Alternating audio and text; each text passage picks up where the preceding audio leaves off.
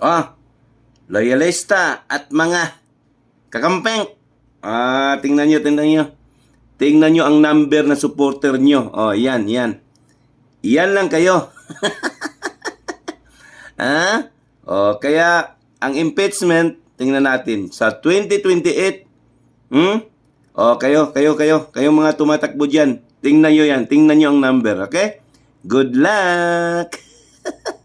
I'm gonna show you a graphic and I want you to talk about this. WR Numero came out with this graphic in their last survey, asked Filipinos, other than yung top senators nila, self-identified partnership. Napakaganda ng tanong. Paano mo ilalarawan ang iyong suporta? Lumabas, very specific. 15% identified, taga-suporta sila ng mga Marcos at kanilang mga kaalyado.